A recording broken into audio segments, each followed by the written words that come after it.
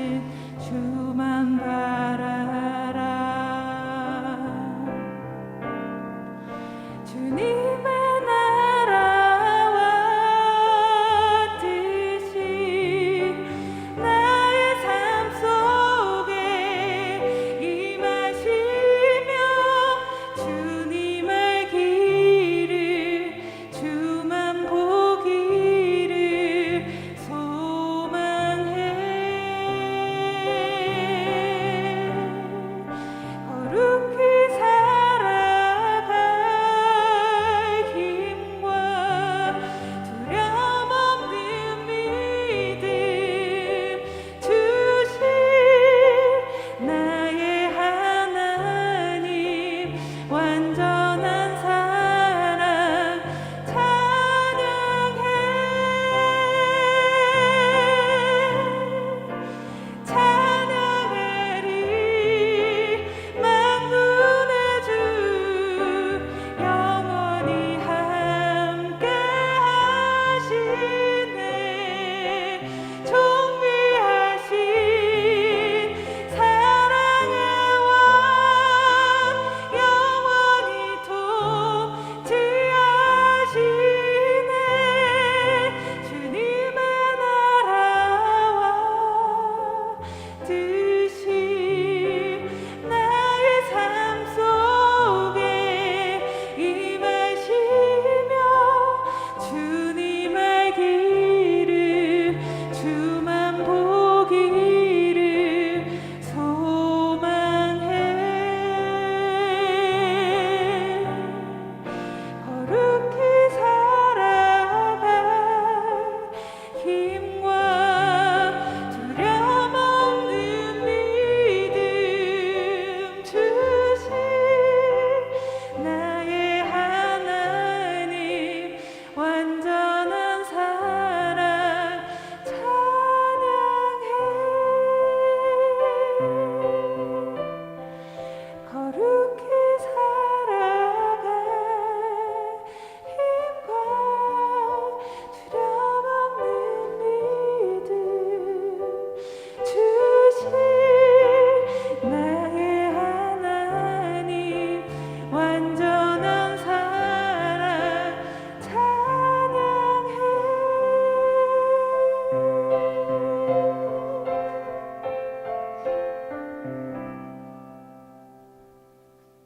아멘. 감사합니다. 우리 다 같이 자리에서 일어나셔서 헌금 봉헌하도록 하겠습니다.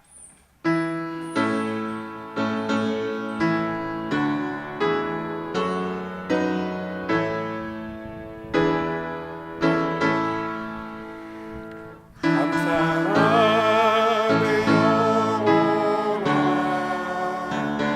감사하네 영원아, 내 속에 있는 것들아 다 감사하라. 이렇게 기도하겠습니다. 하나님 감사합니다. 이 시간 우리와 함께 하시는 임마누엘의 하나님, 감사와 찬양을 올려드립니다. 또 어지러운 세상 속에서 에베네셀의 하나님으로 여기까지 우리를 도우시니 참으로 감사를 드립니다. 주님께서 우리에게 주신 그 모든 것 중에 구별하여 이 시간 주님께 예물을 드리오니 받아주옵소서. 내 가진 모든 것이 주님의 것임을 고백하며 11조를 드렸습니다. 주님께서 그 삶의 주인 되어 주시고 그 삶을 책임져 주시옵소서. 감사하며 주 앞에 나아갑니다. 감사의 기쁨을 더하여 주옵시고 감사의 조건이 끊이지 않는 삶 되게 하여 주옵소서. 선교헌금으로, 구제헌금으로, 또 건축헌금으로, 서원하며 주일헌금으로 드렸사오니 그 소원대로 또 드려진 목적대로 잘 사용되게 하옵시고 또 드린 손길을 축복하며 기도합니다. 하나님의 일에 계속 헌신할 수 있도록 주께서 채워주시기를 기도합니다. 드려진 헌금들이 잘 사용되게 하셔서 쓰이는 곳마다 하나님의 영광이 나타나게 하시고 우리의 이웃과 하나님이 지으신 이 세상이 치유되고 회복되는 역사가 일어나고 또 하나님의 나라가 확장되게 하여 주옵소서. 이 주님의 몸된 교회를 세우기 위해서 보이는 곳에서 보이지 않는 곳에서 봉사하는 손길들마다 하늘의 복이 넘쳐나는 복을 내려주시기를 간구합니다. 또 세계 각처에서 복음을 전하는 선교사님들을 기억하여 주셔서 그들의 사역 가운데 귀한 열매가 있게 해주시고 하나님께서 그들의 수고를 기억하여 주옵소서. 또 병 중에 고난 중에 어려움 중에 우리 기도하는 성도님들과 그 가족들의 기도들을 들어주시고 질병 가운데 주께서 고쳐주시고 마음의 병 가운데 치유와 회복이 있게 해주시기를 기도합니다. 또 가정과 자녀들과 사업과 마음의 소원을 가지고 기도하는 성도님들의 기도를 들어주시고 응답하여 주시기를 간구합니다. 이 드려진 헌금뿐만 아니라 우리의 삶 전부가 주님의 것임을 다시 한번 기억합니다. 우리의 삶 전부로 하나님께 귀하게 쓰임 받기를 소원하며 우리를 죄에서 구원하신 우리 주 예수 그리스도의 이름으로 간절히 기도드립니다. 아멘.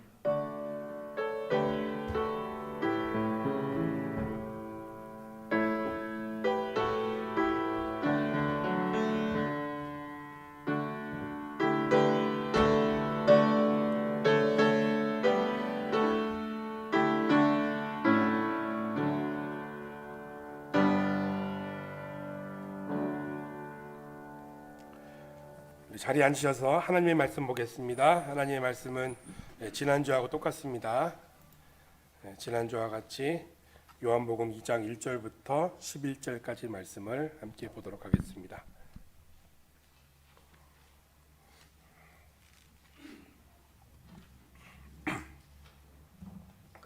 역시 저와 여러분이 교독하도록 하겠습니다. 사흘째 되던 날 갈릴리 가나에 혼인이 있어 예수의 어머니도 거기 계시고 예수와 그 제자들도 흘레의 청함을 받았더니 포도주가 떨어진지라 예수의 어머니가 예수에게 이르되 저들에게 포도주가 없다 하니 예수께서 이르시되 여자여 나와 무슨 상관이 있나이까 내 때가 아직 이르지 아니하였나이다. 그의 어머니가 하인들에게 이르되 너희에게 무슨 말씀을 하시든지 그대로 하라 하니라. 거기에 유대인의 정결이 예식이 따라 두세 통 돌항아리 여섯. 예수께서 그들에게 이르시되 돌항아리에 물을 채우라 하신즉 아기까지 채우니 이제는 떠서 연회장에게 갖다 주라 하심에 갖다 주었더니 연회장은 물로 된 포도주를 맛보고도 어디서 났는지 알지 못하되 물 떠온 하인들은 알더라. 연회장이 신랑을 불러 말하되 사람마다 먼저 좋은 포도주를 내고 취한 후에 낮은 것을 내거늘 그는 지금까지 좋은 포도주를 두어도다 하니라. 한 목소리 읽겠습니다. 예수께서 이 첫 표적을 갈릴리 가나에서 행하여 그의 영광을 나타내심에 제자들이 그를 믿으니라. 아멘. 기도하겠습니다. 살아계신 하나님, 이 예배의 주인이신 주님을 높여드립니다. 주님 홀로 영광 받아주시고 우리의 찬양과 우리의 기도와 우리의 예물을 받아주옵소서. 그리고 이 시간 우리가 주 앞에 나아갈 때에 주께서 하늘의 음성으로 우리에게 들려주시기를 간구합니다.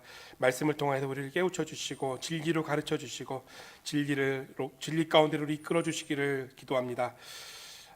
듣고 잊어버리는 말씀이 아니라 기억하여서 삶 가운데 행하는 말씀 되게 하십시고 또 순종함을 통하여서 말씀에 열매 맺는 삶 살게 하여 주옵소서. 연약한 자가 말씀을 들고 섰사오니 인간의 연약함은 십자가 뒤에 가려주시고 오직 주의 진리의 말씀만 선포하는 도구로만 사용하여 주시기를 간구합니다. 감사드리며 우리 주 예수 그리스도의 이름으로 기도드립니다. 아멘.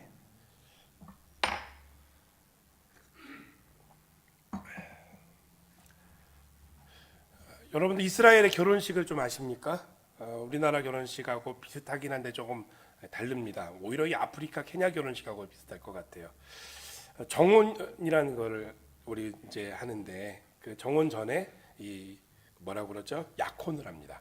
약혼은 철저하게 그 부모님에 의해서 결정됩니다. 신랑 신부가 아니라 그 양가 집안 부모님이 결정을 해서 약혼을 하고 신랑 신부가 결혼을 하기로 하고 날짜를 정합니다. 그 날짜가 이제 차서 날짜가 되면은 정혼식을 합니다.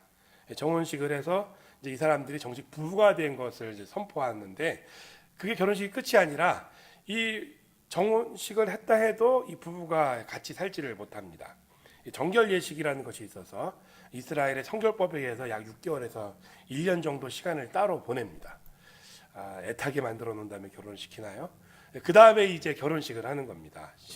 신랑이 신부 집에 방문해서 그 신부를 자기 집으로 데려와서 이제 혼인 예식을 하게 되죠. 그 혼인 예식은 이제 큰 축제입니다. 보통 7일 정도를 했다고 그래요. 길게는 14일까지도 했다고 그러니까 어마어마한 축제고 이 요한복음 2장에 나오는 그 가나의 혼인 잔치도 이제 그와 같은 축제였던 것이죠. 아마도 마을 잔치가 아니었을까라는 생각이 듭니다. 그래서 보통 가족들이 이 잔치를 치르는데 여기에 이제 영어에 이제 마스터 오브 뱅킷이라고 되어 있는데 연회장이라는 사람이 있어요. 이 잔치를 총괄하는 책임자가 있는 것이죠. 잔치가 얼마나 컸는지를 우리가 상상해 볼 수 있게 해주는 말씀인 것 같습니다. 잔치를 위해서는 충분한 그 음식을 준비를 해야 되는데 이 음식이 모자르면은 이 신랑의 그 아버지 그리고 또 그 집안의 수치가 되는 것이죠. 왜 포도주가 떨어졌을 때 마리아가 예수님에게 요청을 드렸는지 알 수 있는 대목이 이제 이런 그 배경이 있습니다. 지난주에 이제 필요가 있는 곳에 기도를 통해서 예수님의 기적이 일어난다는 말씀을 전해드렸습니다. 그런데 이 가나의 혼인잔치의 그 클라이막스는 바로 그 다음입니다. 예수님의 어머니 마리아가 그 집 하인들에게 말합니다. 5절 말씀을 보시겠습니까? 그의 어머니가 하인들에게 이르되 너희에게 무슨 말씀을 하시든지 그대로 하라 하니라. 그래서 하인들이 예수님께 왔겠지요. 때마침 거기에 유대인의 정결 예식에 사용하는 돌 항아리 6개가 있었다고 합니다. 여러분 6절에서 두세 통 드는 돌 항아리라고 말하는데 이 그 한 통이라는 것은 약 물 36리터에서 한 40리터 정도를 말해요. 그러니까 두세 통이니까 한 100리터 정도 되는 거죠. 이게 6개가 있었어요. 뭐 어떻게 보면 뭐 그렇게 많지 않은 물일 수 있는데 이스라엘이 그렇게 뭐 지역에 따라서 좀 편차가 있지만은 대부분의 지역은 물이 많지 않은 지역이니까 이 100리터짜리 6개를 만들었다는 것은 잔치가 어마어마하게 컸다는 걸 말한 것이죠. 그 물항아리 용도는 이제 정결 예식에 사용하는 것이라고 말을 해요. 유대인들의 정결 예식이라는 건 뭐냐면은 밖에서 집에 들어오면은 이제 손과 발을 씻는 예식입니다. 그리고 식사 전에 반드시 손을 씻습니다. 율법으로 정해진 전통이기 때문에 반드시 지켜야 하고 실제적으로는 우리가 오늘날 이 코로나 때문에 하고 있는 세니타이징과 똑같은 역할을 합니다. 이 손을 씻음으로 인해서 전염병을 방지하는 풍습이 되기도 합니다. 잔치가 크고 그 물항아리를 6개나 준비해야 될 만큼 이제 이 잔치가 길었던 것이죠. 그러니까 음식이 떨어졌던 겁니다. 포도주가 떨어진 거예요. 자, 이제 예수님이 그 하인들에게 명령을 하시죠. 뭐라고 말합니까? 7절 8절을 보면은 이렇게 말하고 있습니다. 예수께서 그들에게 이르시되 돌 항아리에 물을 채우라 하신즉 아귀까지 채우니 이제는 떠서 연회장에게 갖다 주라 하심에 갖다 주었더니라고 말하고 있습니다. 여러분 이 두 절의 의미가 전 참 큰 것 같아요. 돌 항아리에 물을 채우는 데까지는 문제가 없을 것 같습니다. 그냥 채우면 됩니다. 물을 채우는 거니까. 또 하인들이니까요. 윗사람이 시키면 그대로 하면 되죠. 근데 문제는 그 다음이에요. 자, 물을 떠서 연회장에 있는 사람에게 갖다 마시라고 마실 물로 주라는 겁니다. 우리는 그냥 간단하게 읽고 넘어갔지만 이게 쉽습니까, 여러분? 어려운 얘기예요. 속된 얘기로 뭡니까? 발 씻는 물을 갖다가 지금 잔치하는 사람들에게 마시라고 주래요. 이거 황당한 얘기 아닙니까? 가끔 우리 집에서 우리 아이들이 그런 장난을 합니다. 그러면 이제 우리 승원이가 승주한테 그런 장난을 하면 승주가 난리가 납니다. 막 형이고 뭐고 없어요. 막 소리 지르고 때리고 싸우고. 그런 상황인 거예요, 지금. 하인들에게 갈등이 있지 않았겠습니까? 성경이 말하진 않지만은 잘못하면 이게 자기가 죽는 일이거든요. 뭐 주인들이 아들들이야 장난치면 되지만 하인들은 잘못하면 자기 목숨이 나가는 일 아니겠어요? 그런데 이들이 순종했습니다. 자, 그러니까 어떤 변화가 일어났는지 9절 10절에서 이야기하죠. 연회장은 물로 된 포도주를 맛보고서 어디서 났는지 알지 못하되 물떠온 하인들은 알더라.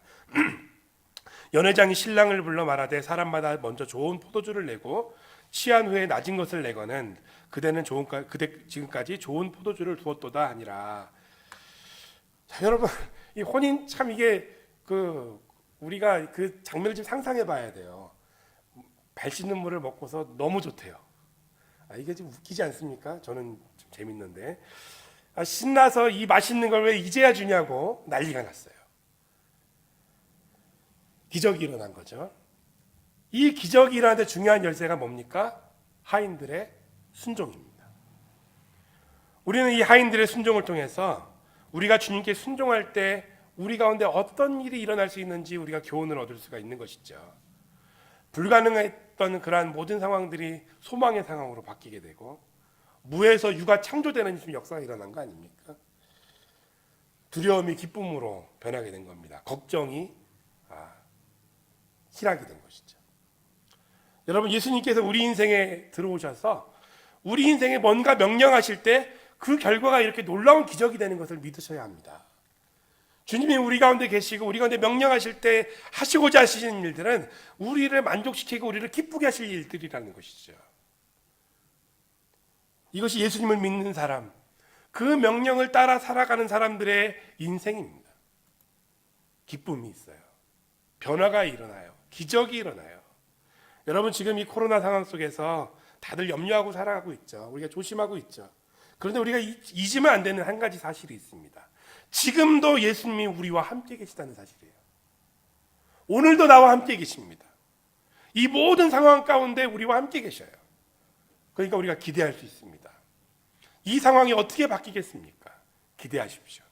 주님이 바꿔주실 것입니다. 단 조건이 뭡니까? 주의 명령에 우리가 순종해야 합니다. 순종하라고 명령하십니다. 여러분, 말씀을 읽고 말씀을 듣고 말씀을 공부하고 또 그 말씀을 붙들고 기도하다 보면은 우리의 영혼 안에 하나님께서 계속해서 반복적으로 요구하시는 동일한 음성이 있습니다. 이 그리스도인들의 대부분의 그리스도인들의 간증이에요. 주님의 음성인 것이죠. 우리에게 요구하시고 명령하시는 그 주님의 말씀인 것이죠. 그게 뭐든 간에 한번 순종해 보세요. 그러면 그곳에 놀라운 하나님의 역사가 일어나게 되는 것입니다. 그것을 믿으셔야 합니다. 요즘도 저는 이 연합교회에서 그것을 봅니다. 갑자기 감동이 오셔서 저에게 전화를 하시거나 찾아오셔서 말씀하시는 분들이 이제 계세요. 무슨 일을 자기가 하면 안 되겠냐고 말씀하셔서 그럼 제가 기쁨으로 맡겨드립니다. 하시라고 그럽니다. 주님께서 주시는 마음에 순종한 거 아닙니까? 또 감동이 오시는 분이 있다면 언제든지 찾아오셔도 됩니다. 맡겨드리겠습니다. 그렇게 순종하면은 우리가 하나님을 경험할 기회를 얻게 되는 것입니다. 자, 이렇게 하인들이 순종한 다음에 예수님이 일으키신 그 기적의 결과를 한번 보시겠어요? 술집을 좀 많이 가보신 분이 계신지, 예전에 예수 믿기 전에 가보신 분들 얘기를 제가 여기 한두 분 얘기는 들어본 적이 있는데, 술집에 가면요 처음에 좋은 것을 준대요. 그리고 나중에 곤드레만드레 취해가지고 정신이 나가면 나쁜 술을 줘서 가짜 술도 주고 그래서 바가지를 막 씌워 먹는다고 그러는데, 저는 모르겠습니다. 안 가봐서. 안 믿으시는 것 같은데, 그래도 정신이 있을 때 좋은 술을 먹이고 나중에 취했을 때 안 좋은 술을 줘서 그렇게 이제 잔치를 마무리하는 게 일반적이래요. 근데 예수님 만드신 포도주를 보세요. 처음 먹은 것보다 좋아요. 예수님이 우리에게 날마다 더 좋은 은혜를 주신다는 걸 우리가 이 말씀을 통해서 교훈 얻을 수 있지 않겠어요? 예수님과 동행하는 삶이 어떻다는 겁니까? 어제보다 오늘이 좋고 오늘보다 내일이 더 좋아지는 것을 믿으셨으면 좋겠습니다. 우리의 인격도 마찬가지고 우리 삶도 마찬가지인 것입니다. 예수를 믿고 예수님과 동행하며 살면은, 예수님이 우리 안에 들어오셔서 우리와 함께 하시면은 우리의 인격이 날이 가면 갈수록 좋아지는 것이죠. 우리의 삶도 날이 가면 갈수록 그 윤택함이 있는 것이죠. 여러분, 세상은 좀 더 편해지고 좋아지는 것 같지만은 실상은 점점 병들어가고 악해지고 나빠지고 있는 것이 실상입니다. 왠지 아십니까? 하나님이 없는 곳에서는 죄가 지배하기 때문에 그렇습니다. 그 모든 일들이 죄의 결과이기 때문에 그래요. 하나님과 관계가 깨어진 세상은 자기 자신도 사랑할 수 없고 이웃도 사랑할 수 없고 이 자연과도 조화를 이루고 살아갈 수가 없어요. 다 깨어져 버렸어요. 그러니 계속 나빠지는 것만 있는 겁니다. 앞으로 코로나보다 더 센 무언가가 우리가 놓을 수도 있어요. 인간관계도 냉랭합니다. 여러분, 우리는 그 최소한 사람들이 자유를 누리며 살 수 있도록 법이라는 걸 만들었어요. 근데 요즘은 법보다 더 센 게 있어요. 댓글입니다. 인터넷 댓글, 언론 재판, 언론 살인. 사람들의 마음에 수치심을 줘서 그 사람들이 더 이상 살 수 없게 만들어요. 사회에 매장시켜버려요. 심지어 죽음을 초래하게도 만들어요. 자기 얼굴이 없으니까 아무 말이나 막 하는 겁니다. 사람들을 존중하지 않는 것이죠. 과학은 발전했는데, 기술은 발전했는데 점점 더 나빠지는 것이 세상이에요. 왜 그렇습니까? 죄가 이 세상을 지배하기 때문에 그렇습니다. 죄 가운데 있기 때문입니다. 그런데 예수 믿는 사람들은, 예수님 안에 있는 사람들은, 그리고 예수님을 만난 사람들은 어떻습니까? 이 물이 포도주가 되고 그 마지막 포도주가 더 좋은 것입니다. 우리 인생도 더 좋아지게 될 것입니다. 이 비밀을 알아야 우리가 말씀도 배우고 기도도 하는 겁니다. 경험하면 할수록 더 좋아지니까 주님을 더 알고 싶어지는 것이죠. 그 재미가 있어야 신앙생활 하지 않겠습니까? 기도의 응답이 있고 내가 하나님께 아뢰더니 하나님께서 응답해 주시고, 그리고 내가 말씀에 순종했더니 그 순종을 통해서 내 삶이 더 좋아지는 이 경험들이 있어야 신앙생활이 즐겁지 않겠습니까? 주님과의 사랑의 관계가 없다면은 여러분들 우리 이 교회 오가는 것은 이사야가 말한 것처럼 교회 마당만 밟는 종교 생활이 되는 것입니다. 그 주님을 경험하셔야 주님을 더 사랑하게 되는 것이죠. 여러분, 주님을 사랑해야, 주님이 사랑이 내 안에 넘쳐야 내 주변 사람들도 사랑할 그 힘이 생기는 것입니다. 그 사랑이 우리 안에 넘쳐나기를 소원합니다. 자, 그런데 또 하나의 여기 중요한 비밀이 있습니다. 예수님께서 왜 하인들에게 이런 순종을 요구하시는가? 오늘 말씀의 가장 중요한 비밀이 여기에 있는 것 같아요. 자, 순종에는 믿음이 필요합니다. 믿음이 요구됩니다. 그런데 여러분, 일반적이고 상식적인 일을 할 때는 믿음이 필요하지 않아요. 그냥 하면 돼요. 어떤 일을 할 때 우리가 믿음이 필요할까요? 내 능력을 넘어서는 그러한 일을 만날 때 믿음이 필요한 겁니다. 하나님의 크기의, 하나님 사이즈라고 그러죠. 하나님 크기의 그 일을 만났을 때 우리에게 믿음이 필요한 겁니다. 오늘 말씀에서 제 마음에 가장 인상 깊게 남는 한 구절이 있다면은 이 구절 말씀에 이 말씀입니다. 물떠온 하인들은 알더라. 물떠온 하인들은 알더라. 여러분, 순종을 통해서 하나님을 경험한 사람들만 아는 그 믿음의 수준이 있어요. 그 현장을 순종을 통해서 목격한 사람들에게만 주시는 아주 특별한 선물이 믿음입니다. 우리 삶에 순종해야 될 많은 일들이 있지만은 우리가 예배에 대해서 말하지 않을 수 없습니다. 코로나로 인해서 어려운 세상에서 말씀에 순종하기 위해서 예배를 지키는 사람들이 있어요. 영적 싸움을 싸워가면서 예배를 지키는 사람들이 있어요. 순종함으로 이 시기를 잘 이겨내려고 애쓰는 사람들이 있어요. 그들에게는 하나님이 주시는 그 믿음의 선물이 생기는 것입니다. 깊어지는 것이죠. 믿음이 넓어지는 것이죠. 여러분, 회당장과 그 손님들처럼 어찌어찌 이 시기를 잘 넘어간 사람들에게도 나중에 나온 그 더 좋은 포도주를 먹을 수 있는 기회가 있을지는 모르겠어요. 그런 기회는 올 것 같아요. 그렇지만 그분들에게는 이 특별한 은혜를 경험할 그 기회를 만나기는 쉽지 않을 것 같아요. 그렇다고 비난할 수는 없습니다. 참 나름 다양한 사정들이 있기 때문에 그분들에 대해서 안타까운 마음을 갖고 있습니다. 그래서 저희가 이 한 사람이 보더라도 우리 교인들을 위해서 유튜브 방송을 우리가 하는 이유가 뭡니까? 그 한 사람 때문에 그래요. 안타까운 사정을 알기 때문에 그런 거예요. 비난하는 것이 아닙니다. 그러나 우리 마음에 한 가지 기억해야 될 것은 있습니다. 우리가 어떻게든지 간에 우리의 신앙이 쭉정이가 되지 않도록 지켜야 하는 것이죠. 여러분, 이 예배가 다른 어떤 것보다 더 소중하지 않습니까?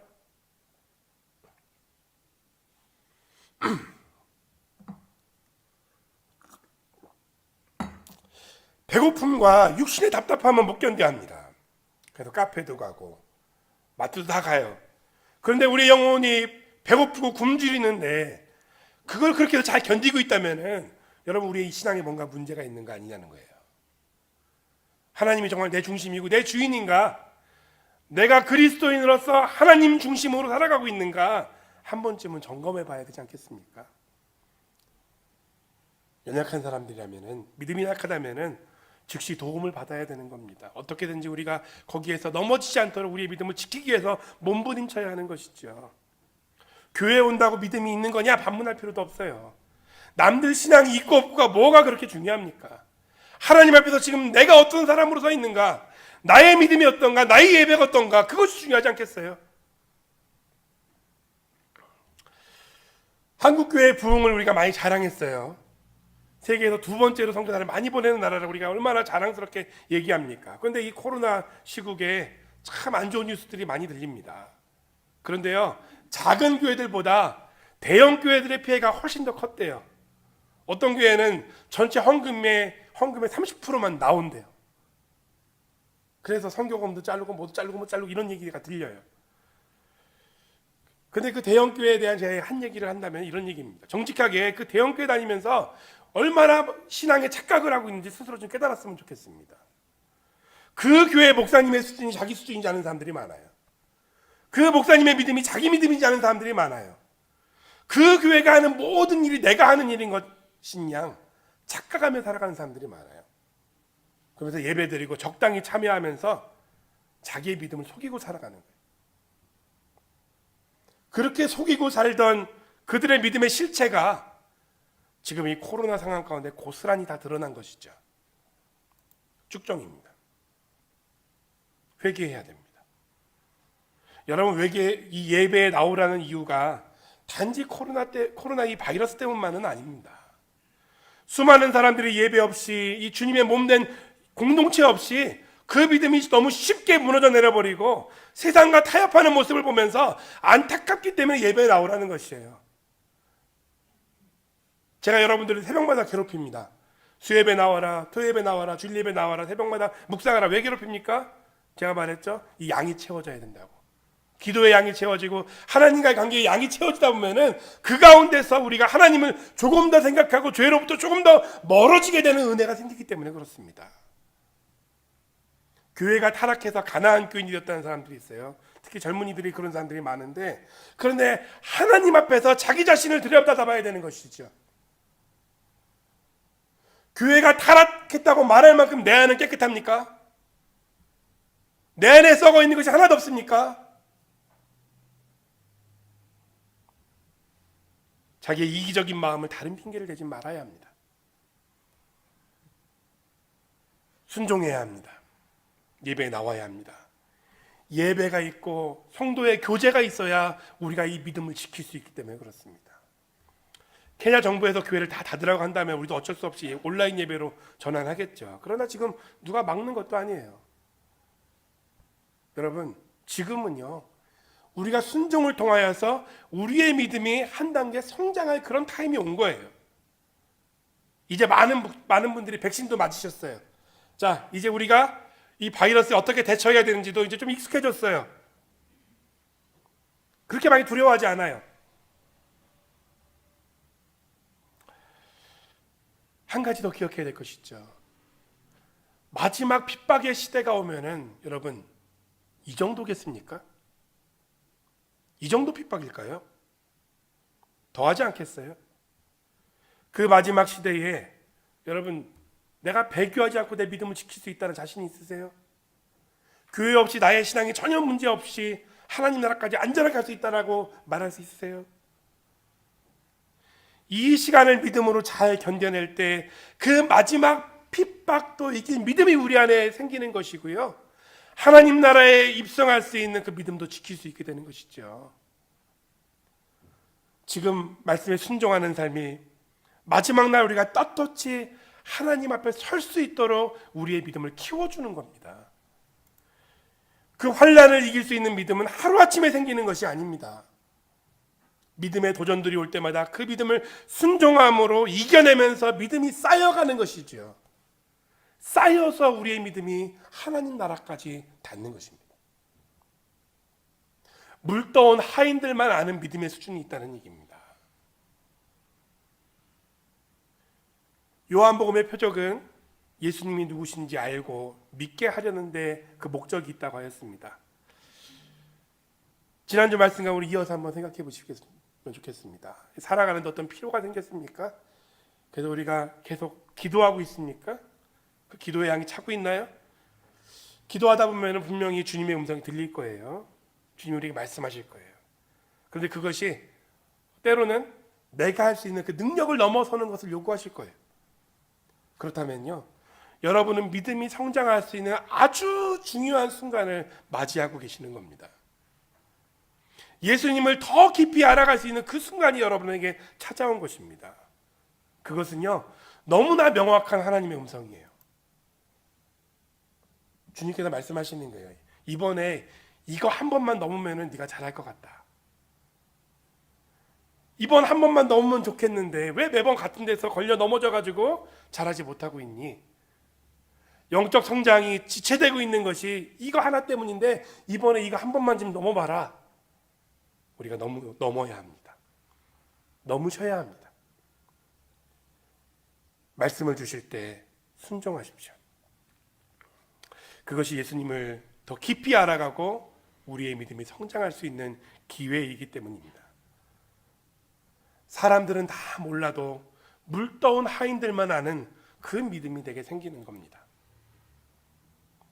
우리는 순종으로 그렇게 믿음도 더 좋아지고 또 예수님이 주시는 그 나중에 온 포도주처럼 결론도 더 좋아지고 그리고 넉넉하게 하나님 나라에 들어갈 수 있는 믿음을 가진 성숙한 우리가 그리스도인이 되어야 하지 않겠습니까?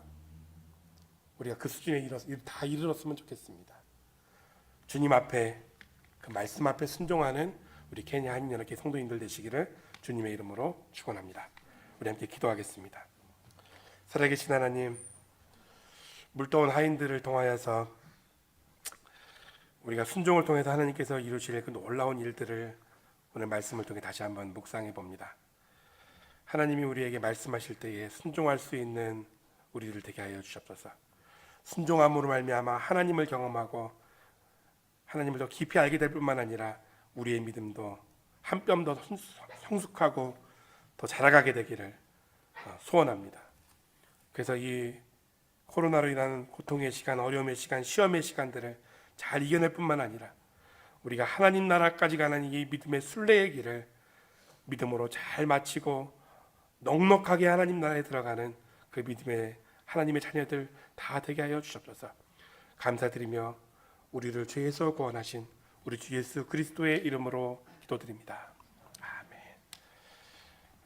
자리에서 일어나셔서 주보에 있는 찬양 우리는 주의 백성이오니 함께 찬양하시겠습니다.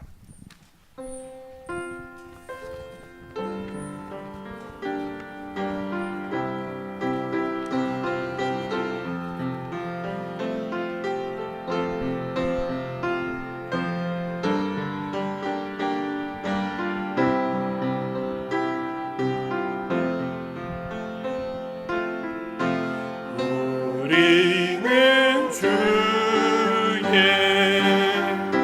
백성이오니 주의 그 큰 일을 선포합니다.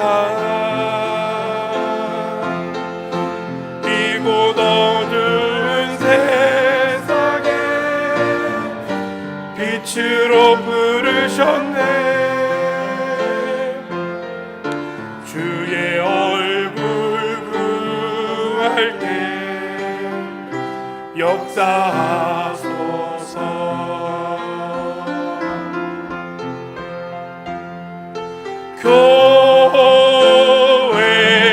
교회를 세우시고